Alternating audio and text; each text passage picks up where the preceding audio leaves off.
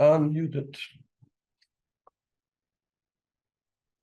Welcome everybody to the last session of this Deepfake project evaluation and benchmarking of deepfake and video injection attack by age assurance system. So yeah, the goal of this project is to, this session basically is to brainstorm ideas how we can evaluate and benchmark deepfake attacks.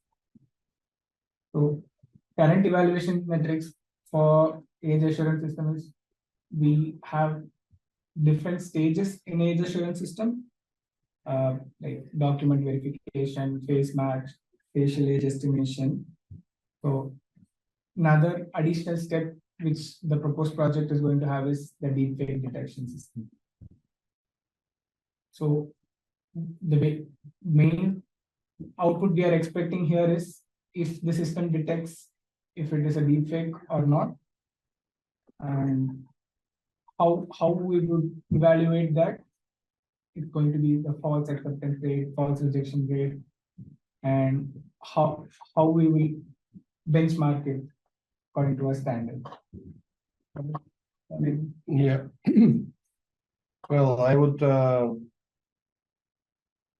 have a similar approach to what is done in PED in biometrics, which a PED attack, the presentation attack detection standard, which is 30107 part 3, where they do testing and reporting of the presentation attack detection for biometric systems. But with the caveat that we use this, we change this approach towards age assurance, which doesn't have ID, but has age, and also focus on the age to remove, so to be unbiased towards age. So because current systems, old systems, age assurance, detection, attack detection systems, every system is trained always on the data that doesn't include any minors, any children. Therefore, it's very biased towards it. So it's going to be performing badly, not necessarily badly, but definitely going to be deviating in performance for children compared to the adults. So I would say that I would take the testing and reporting standard for biometric precision attack detection, have the same error rates, the same similar classification in terms of like difficulty of attack, because they have these categories of attack that they use there. Have similar categories of attack, difficulty for synthetic data, like some are easy to create, some are harder to create. And then for each category, compute this BPCR, like they call it BPCR, but it's a false reject, false accept rate. And also, but do it by age category. So for each age category is like what Patrick was presenting for the needs evaluation of the different demographics and gender. Here we should do evaluation of these detection systems for different ages, from below 13, above 13, below 18, above 18, and so on. And see that we kind of have, and what in each category, how much we the detection rate, false positive, false negative rates, and then we have aggregate values, that is single value that somehow aggregate weighted aggregated value. Like there's also like this if you want to have one value, typically if you have false accept, false reject, you can do half error rates. This one is we use it a lot. I don't know if it's prevalent. When you add 2 and divide by, false accept plus false reject divide by 2. Like the balance factor. Yeah. It's not balanced because it's a test. So you just have your system is usually have a threshold, and then you have above threshold, below threshold. You count false accept rate, false reject rate. Then you add these 2 rates and divide by 2. So it's like half rate. So it's just one value instead of 2. But it tells you like if it's 50% that your system is terrible. If it's below system 50%, it's getting better, but you don't know better in what sense. So you still have to look at each of them individually if you want to see, do you have too much false accept or you have too much false reject. So that's one way. The other way is to do one value. They have a fixed false accept, and then count the other. They create another. They compute another one. So if I say we want to make sure that false accept no more than 1%, let's count false reject. Yeah, it is like called something at something. This also for biometric is very popular. So they say, Yeah, but when you have the fixed false accept, false reject, that tends to be the match of performance. Like when my 795 is saying, does it incorrectly accept or reject on a match? Don't tend to use that in the presentation tag. That uses the APCR and the BBC. yeah, that's what they use. Similar. They're not necessarily directly related. No, they're not related. No, It no. depends on the attack instrument. Right, attack instrument. Yes, that's what I meant. The category, but yeah, attack instrument. But for synthetic data, we can also create a version of attack instrument, because some synthetic data is much easier to do than the other. So I would also make it like an attack instrument type. Like elaborate, if it's very elaborate attack, then maybe it's a more harder category than you have I don't know, different, for this categories have to be different related. I mean, I don't know. Yeah, but it's attack instrument, the same type approach. But yeah, it's BPCR, IPCR, that's I would use the similar terminology, maybe because they have presentation everywhere. So P is from presentation. So instead here is D. So APCR, ADCR, BDCR, so deepfake instead of P, and that's it. How you get the deepfake in, that's the always critical factors. How you, the only real viable delivery of this the deepfake is injection. No, not yes, everything else is presentation. Yes, yes. But you can have this mixed monster that kind of you present deepfake, which is a presentation attack, but you're using synthetic data. Will it? Yeah, it shouldn't matter. I saw someone who's like doing that. They're putting deepfakes onto iPad. iPad. So I'm detecting this iPad. I don't care if it's a real person or a synthetic person or just me. It's going to go back to an iPad. Yes. Regardless of what's on it, it's detecting that it's an iPad, not that it's deepfake on an iPad. Right. So yeah, if you have a correct but this is you're assuming the presentation attack detection system is doing its job. That's first thing you detect before you get as far as keeping any deepfake on an iPad. Does it detect that it's in any old iPad? Yes. That was one of the kind of classic mistakes we see with people doing biometric testing. Oh, let's do this thing. It's like you need to check that those other basics already work. Right, exactly. It relies on those things working. So we have definitely seen issues with vendors where we've obviously done an attack they didn't really train it on. So we turned up with photographs and cutouts and masks and things, and it kind of worked. But put it on an iPad, 40% of the time it got through.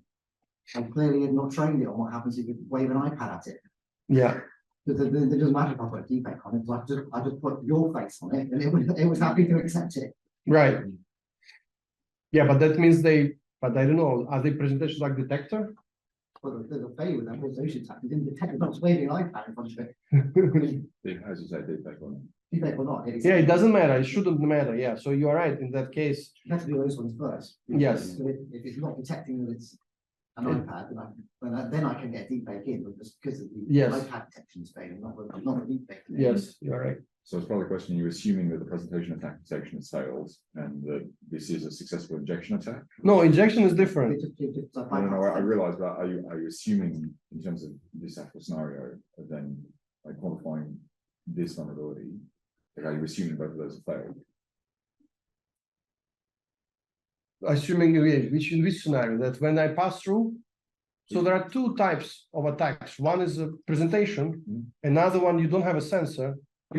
Injection means you kind of like you stream the thing directly into the system. So if in the ideal scenario, you need to have both systems installed to detect presentation first and then the synthetic data second. So if you fail both of them, then yes, that's a scenario you can fail. But this is what your question about? Well, I thought the question was, what do you do in terms of actually detecting synthetic data? But to Julian's point, you will only be detecting synthetic data if you have injection only. Yeah, that's true. So if you had has failed, sorry, if it's not had, and if you are doing a successful injection attack. Yes, only if you do successful injection attack. Then there's this deepfake detection makes sense. Yes, because if you have a presentation attack system correctly working, you are not afraid of any means, because if you're presenting anything to camera, it should be detected by that system. So who cares if it's synthetic data or not? That's true. You only care about synthetic data if you have injection attack successfully implemented, which means like a virtual camera or something. Well, it should be not that hard to do. I mean, in a Zoom meeting, you can have you select the camera in the Zoom, right? You can say select that one, and that one will generate you live deepfake feed. So in that case, yes. But actually, the interesting thing is like what I wish kind of recently discussed. So the thing is that if you have age assurance system and you don't have ID, you don't have a biometric system, you just have age assurance system. If you can perform injection attack, that means you don't need synthetic data. You can just the data of anybody real and you will fool it 100%. So it's kind of dumb. I don't need to make it up. I just need someone who looks at the target age. Yes. So yeah, I wonder how that's supposed to work in real life scenario. Does it mean that in a real scenario, if you assume injection attacks are possible, that means you have to pair in the biometric system with age verification system. Otherwise, Or you've got to have something that can detect. what? Injection attack. You've got to have the injection. Then it's not related to data, it's something else. It's cybersecurity now. So Or did you mean use a switch? But challenge response, right? So if somebody's injecting in a virtual camera or some hack of the electronics, if you can inject the signal in there, then you do challenge response and you say, open your mouth. Or something more. So liveness detection. Or you start flashing lights, the eye group. Yeah. Or you get some challenge. Then it's Now, also if that challenge is machine readable, then whoever's doing the injection can read it and respond. If it's intelligible and then but you can have a person of old age doing it in front of you, or young age or whatever, right? That's when in terms of that kind of injection, I can't just get a screen grab of any old person on the internet. I now have to have A real person. a real person or a deepfake or something that can respond in real time. Yeah, respond real time. Yes. right. So if I take your picture now and then I inject it, okay, it would defeat the age estimation system. Right. Okay. But I then challenge it to take off your glasses and I don't have a picture of him with his. Yes. Then you fail. So, but it means that the system should have something else. It's not just an age verification. You have to have this challenge system or something. Have some presentations have capability that takes into account that you could, depending on the deployment. I mean, like you said, the classic problem is web-based because it relies on the browser camera. Yeah. And I can set up anywhere I like. It doesn't care. It's more difficult with mobile devices. You've got to be a bit more smarter with Android, much harder on iPhones. Yeah. There's a level of sophistication that you need. Makes it harder, but web-based, anybody can do that. Just download OBS Studio. Yes. That's right. Yeah. So you need the capability on the end, or you're just doing that analysis to know what the likely vulnerability capabilities are. If I'm allowed web streaming, okay, I'm going to have to do something. Yes, to challenge it, because it could be any old garbage. Yeah. Right. So deepfakes become useful in a specific scenario to circumvent those type of challenge systems or biometric systems. Because in deepfakes, if you have like a good deepfake, you can also preserve the identity. Yeah. And change the age. You can do that. Yeah, the question in the biometric is how much do I need a deepfake? I need to look like a target. I only need to really deepfake it if I'm trying to defeat the presentation attack. Because the match is going to take it off. One of the skills of the video feeds is match. And it's going to match because it's basically the person I want to match. It's defeating the presentation attack capability. Right. Deepfake is useful for if you can inject it. Right. You can inject. So yeah. But yeah, this is basically this. So scenario is quite narrow, I would say. But in that scenario, the evaluation of detection system is, I would say, it's similar to PED system, the presentation attack detection system. The evaluations is the same. The error rates, attack instrument, all those things I would say apply.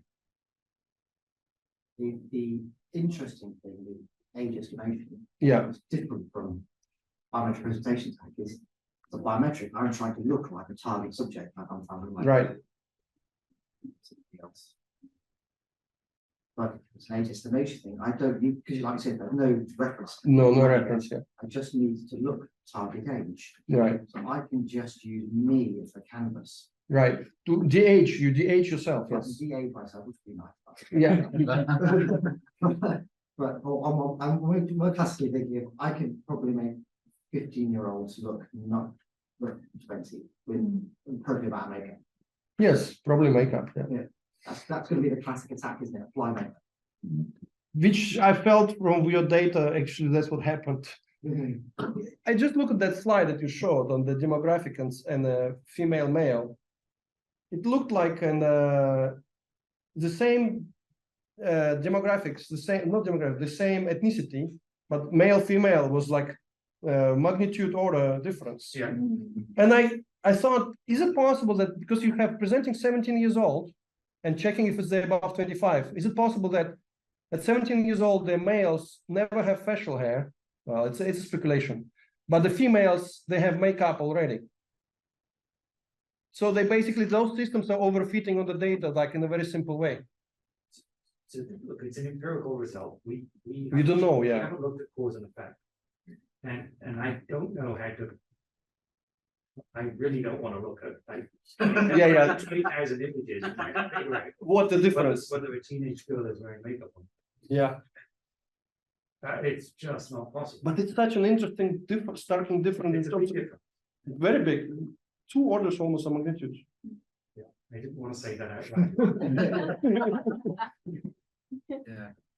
Yeah, that's amazing. I mean, it's not really that much of the skin tone. I was expecting to be more variable, but variability was on sex. I mean, not sex, but gender. That's interesting. Right. So yeah. So makeup. That's what I thought. Maybe makeup is the easiest way to do it. Very far. First thing I'm going to do with these things is apply makeup to see how it feels. That's the easiest thing. It's like the lowest grade attack. Is just going to apply makeup. Or like a facial accessories, right? I mean, maybe even glasses. Glasses are good at confusing. Well, we talked about earlier. Well, biometrics then quite good at get rid of that noise, but the age estimation ones. Not so good. Yeah. Putting a beard on a child, I'm sure it's going to confuse it too.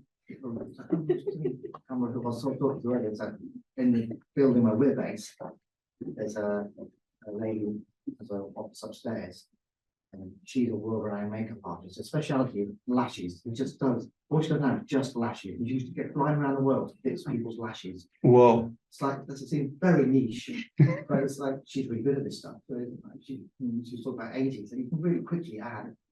You want to add age to people, so and don't try to pull it too much. So just find what people's natural wrinkles and crow's feet. Just use an eyeliner and just add a little bit of things to it, and I'll suddenly add 10 years to them.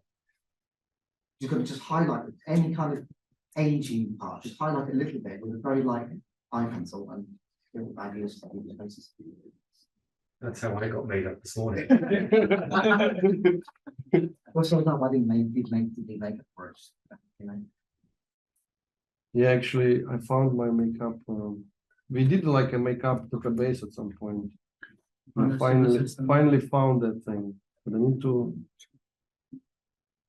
find the images in my thing. Yes, an analysis on salient regions for age estimation models on face might explain a lot more what might be causing these variations. Again, if an age estimator's salient features are around an eye, and if you just had the proper makeup there, then that's why. Yeah, the recognition people have done quite a bit of research trying to explain why the recognition engine does what it does. So they start hiding parts of the image and see what happens to the output. And then you can start manipulating the output and back propagate it, which is the input. But those things tend to be quite bewildering. It's like, why did it say that? Because it's a non-linear classifier. It's difficult to explain what is going on. It may be easier for images to make.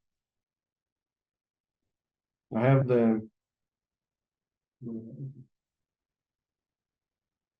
Is that 6 fingers?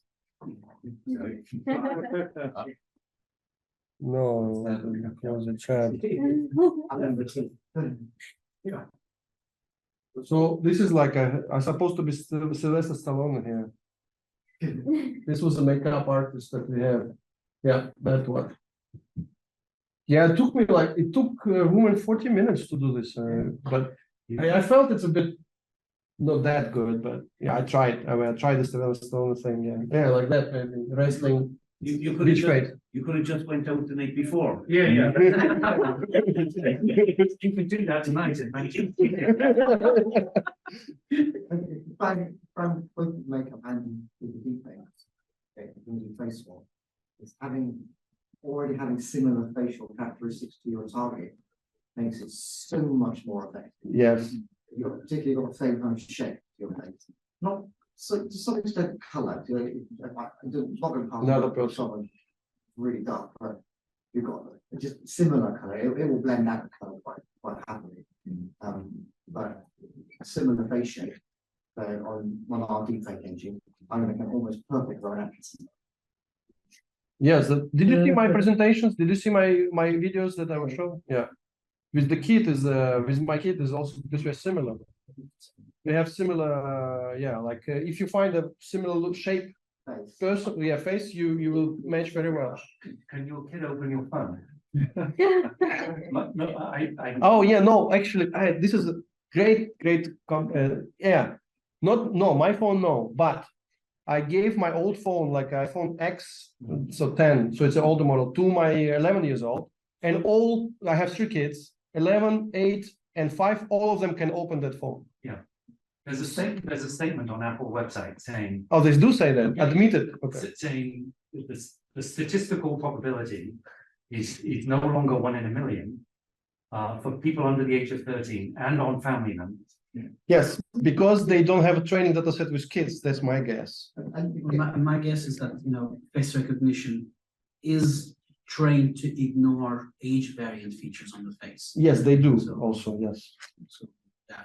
And this has come back to my forever gripe over the other thing is it's about what the target operating point is. The point of the lock on the phone is not to stop your brother or your son opening phone, it's to stop me stealing your phone and opening it. Yeah. That's its target point, is to stop unrelated people. We're just dropping it. Just drop it, but then the street, Yes. unrelated strangers using my phone. It's not designed. Yes, it's not. To protect it from my kids. But it did surprise me because you kind of get used to this technology and it kind of like, I was like, oh, all of them can open it now. Well, no, but they couldn't open mine, but they can open, maybe the newer one's a bit better in terms of camera and things. We've got a colleague, she and her sister can open each other's phones. Oh, okay. They're 7 years apart. Oh, quite. And to a human, they look Very very different. different. Mhm. But to the civilian says, no, they're close enough. My niece, 33 years old, opened her mother's phone, who's 63 years old, Oh, on Christmas Day, and I was sitting next to them on the couch. And my niece says casually, "Oh, I just opened the phone." And I was like, "What?" And yeah, I've heard anecdotally, but this is 2 hours. yeah, 2 adults, it's even, yeah, that's interesting. It's always designed to protect it. Yeah, it's good. Yeah, but that means also the age insurance system, you have to train it differently, right? So to focus on that variability, so the age should be focused, but ignoring everything else. Like identity and I would argue that a good age estimation model has to ignore age invariant features. age estimation. If it keeps age invariant features as salient, then that model might as well be reverse engineered to do identification. Mm. Yeah. So. The other samples, you know, if it's a neural network model, especially the samples should be selected carefully to accurately reflect that. Yeah. All right. So what else we can talk about? So, is there anyone can explain how the model detect whether this video or photo is deepfake? Explain. No. Like, we need to detect whether this video is Fake or not? Yeah. yeah. So how the model can? Is there any? There's a number of ways to do that. There's a couple of companies that do this, and there's some research at the university. Explainable. Yeah. I mean, yeah. That do it, and they do. But the basic principle is deepfakes create two perfect faces. You take a good quality picture of people, their skin has very little consistency at a very small level. It changes all the time. The deepfake engines don't create that. It's much more uniform. So the imperfections that you see in skin do not appear in deepfake images. And basically do a bunch of heat map analysis, almost like pixel analysis. What's the relationship between this color and the ones next to it? And they get a map of like these bits on the face seem too consistent, that don't match up with the kind of distribution you see in natural people. But they assume a very high resolution images, which is not. The training data for the synthesizers, the deepfake generators, is being pulled from the internet, and it's being JPEG compressed. And often at lower resolution than would get off a phone. And the other thing we found when they put it off of the internet, it's usually ones that people have filtered.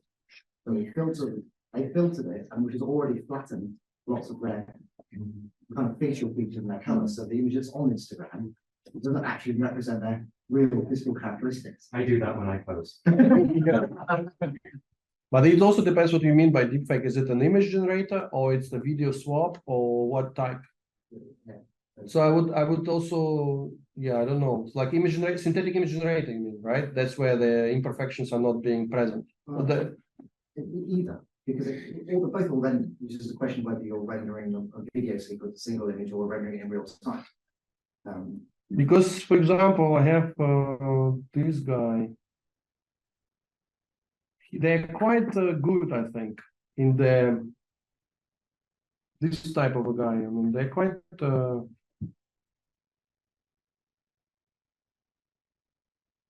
Because they are not high resolution already, so you have a very good. Well, in the screen is hard to see. Let me see the image based. Wait. This is a. But you're showing two real faces swapped as opposed to. Yes, that's what I mean. That's what I asked. Like, what's the difference? What the point? What is the? So in terms of most of the stuff we've seen with deepfakes is you're swapping to look like somebody else. I was trying to look like Rowan accent because I want to pass a Rowan accent. Yeah. And the advantage of aid estimations, I don't even need to do that. I could just Yeah. be more subtle. I could just keep my Yes. face and have it older, just bits of it to make me look older or younger, depending on what pocket I'm trying to get myself put into. Right. That's much easier. They're much easier. Yeah, much And then easier. I can, the more of my actual face I leave unaffected, the less likely the detection systems will see. We'll check it. Yeah. Well, definitely true. Yeah. But for swapping, it also depends on the for the GAN generate images depends on the resolution as well a lot. Like the resolution varies depending on the model. Yeah, and it all depends on how much data you've got. So, everybody's probably seen the Tom Cruise. Yes, the Tom Cruise one. Yeah. But the issue with that is that two people. One, the person doing it, whether they put swap the body onto is a Tom Cruise impersonator. Yeah, he looks mostly similar. like Tom Yeah. Cruise, and he had the mannerisms of Tom Cruise. Yes. The social cues you're saying that Tom Cruise are fooled by the body language. Yes. And two, it takes them about 3 months and about $100,000 to make that video. That's a very high end attack. He does also manual job there to remove all the artifacts. It's a very intensive thing. So it looks very convincing because it's just a lot of time and money and to do it, which is not really a scalable attack. And it's viable, in what is very unique use case. It's targeted, yeah. But it's very targeted and not something you can scale. So, like, stuff that we've been doing is like, can I, instead of having these hundreds of hours of footage, can I get 1 to 3 photos of somebody and create a good enough deepfake on that to fool these systems? That's a more viable attack I can scale. I can grab that from your Instagram or LinkedIn and stuff, feed it into the thing, produce a model, and throw it at the system if I can inject it. That's a more scalable attack. What you're saying also rhymes very strongly with proportionality. How much of a countermeasure should we employ so that a child cannot access to an adult website? They're not spending 100 grand on doing deepfake, are they? Probably not. Probably not. But in a previous session, I've heard from a representative from the tobacco industry, I think. Different types. They launched something in Philippines, and the earlier hours, what they launched is a voucher that is worth something $100 or something, right? And 35% of the traffic was outright deepfake injection attempts, and I guess the attempt must cost the attacker less than 100 to be incentivized enough to do that. Was it on the phone? Was it using the phone? I'm not going to be used to the details, but probably it's some. So it's one of the things, the difference between the cost to develop the attack and the cost to implement it. So for those to create the deepfake engines to make these things, it's like they take months of work to build it. But once you've built an engine, you can then just start feeding stuff. So in that case, it's probably somebody spent a few months making an engine, but now I have to feed in tens of thousands of faces, and it just spew out tens of thousands of new deepfakes. The marginal cost. Don't marginal cost is tiny exactly. Yeah. So it's a lateral thought. Why don't we go to the Google guy and tell them to build in near IR illuminators in the phone, so that you can take a selfie that's not just a selfie, it's a selfie plus illumination pattern. And iPhones are halfway there because they've got the Face ID thing. It's the infrared illuminator for the soft passengers. So what we need an imaging standard for pad-enabled selfie. Yeah, that does a special pattern that they can read later, like a watermark, but lighter mark. Yeah, Infrared light mark. You could almost standardize You can. bits of equipment that would enable detectors to do a bit better than they can at the moment. Yeah. And we should get Ofcom to give us lots of money to do it. No, but you're talking about phones. What about the other cameras, right? The laptop, you have to put it everywhere. Still at the project on, I don't know what hardware, but they were somehow seeing the heat map of fluctuations on the face. Watching they're monitoring blood flow. Blood flow, yeah. Flushing the face when you We also did that as well. That may be causing noise in age estimate. Yes, it may be. Yeah. It also doesn't help if you apply the foundation blusher. Yeah, exactly. There are a lot of issues with RGB is hard. You need to have the near infrared basically. But also with near infrared sensor, if you have it, you can detect all the surfaces immediately. So all the presentation attacks are gone. That's what we had. You know this the Battle project, the Odin Tor project, IARPA. We were part. We were part of it, I guess. So that's what I think. In the end, our team kind of got to the final of that project, and the reason why, because they put the near infrared sensor, so they caught all the attacks. All the iPads and phones were flat and pictures because you don't see anything in there. So it's a flat screen. So it's infrared solved. The sensor solved all the presentation attacks almost problems, except the glasses. They had like a cartoon from the paper glasses that they were also considering attack. That was harder to do. But with the injection attacks, you can't, unless you do. Yeah, I don't know. With injection attacks, you can't do much. Probably. You have to inject randomness. Challenge. in the challenge response and check delay. Because you can do live deepfake now, you can. You can do real time, but it's not real time with a small delay, but you can do it. Difficult to do on the phone. If the delay. No, on the phone, no, you need to have a GPU right now. Yes. We wanted to do a demo. When you're using the ID platform, is that yes, there'll be a delay because you're training a deepfake, but it doesn't know the delay is because you're using a deepfake engine. Delay could be because it thinks you're using a mobile device and there's some over the air on those network. But having a delay doesn't necessarily mean it's a deepfake. It could be a connection. Yeah, it may not. But you can do it on device. Yeah. So if you do it on device, you have more control and delay you can put into account as well. Then maybe a bit easier. I don't know. Yeah, and things bundled into an app on device is inherently harder to fool. You've now got the hardware rather than fool.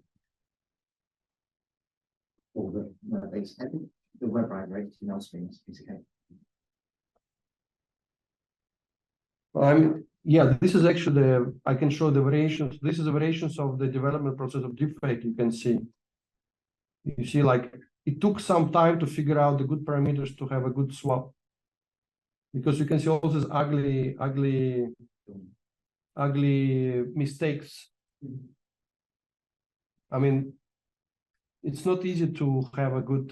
I mean, it takes time and skill and expertise. I mean, if you start from scratch, it takes time to figure it out, and then once you figure it out, this becomes quite streamlined. Then you can use almost the same approach for everyone. It works relatively well.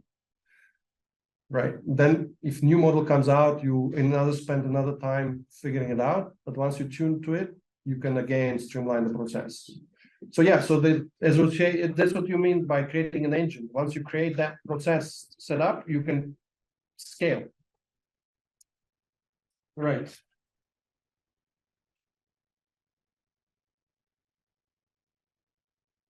I want to show something about a filter. The filter. Yeah. Do you have this? Can you Yeah. access to that thing? Yeah. You can let me share the. Stop sharing. Okay, let me try if I can share the screen on my phone.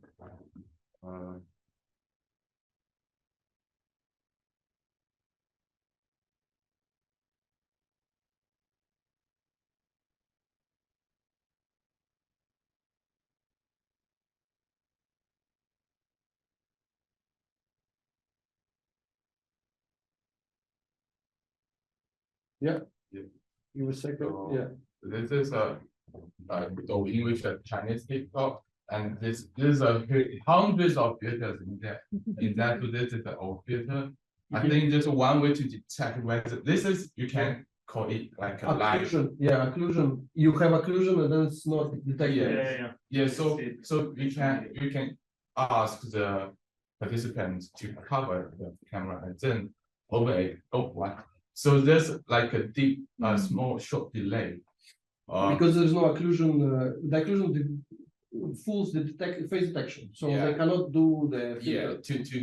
To see if you are really using some deep data. That's a point. That's a good point too. Yeah. Yeah. But interaction seems to be the challenge response seems to be the one of the the approaches to do this basically. But the only reason that is a problem is because it's at zero latency. Whereas if you were to introduce latency upon that, then it could retrospectively do the mapping and then avoid missing a couple of frames. Probably to chop the frames in the maze. Yeah, you would just Emulate a poor connection. yeah, exactly. That's true. Well, we're talking about such a clever people. Simple as that. As Patrick was saying, when we do presentation tag for like in real world, you can do like challenge response. So one of them is to make them smile. So all we did was get a pair of lips, cut them out, and put them on a stick. And when it said smile, we just held it in front of the mask and took it away. Then. Yeah, exactly. Oh yeah, that worked. That's fine. He smiled. I would expect that result to be working, yeah. Or like when people say turn their head around, you can just have these sticks. So on that side, on that side, yeah. Profile faces this way, profile that way, front, finished. You can do the photograph really quick. Yeah. You fasten the camera and say, oh, turn left, just get. Yeah. Went a photograph away and then it's fine. It's got to be really quick. I'd love to see the point that on mapping of photographs. Yeah. It looks just like floating up. Yeah. In fact, it just looks, and that's the thing, you don't really know what these things are looking for. They're just looking for a smile to appear on your face and it captures an image of the face. So it's just waiting for you to smile, so it doesn't care whether you just naturally smile or magically appear on stick. You prioritize that, right? Smile and stick. Smile. Smile with Now about one thing. Yeah. Right.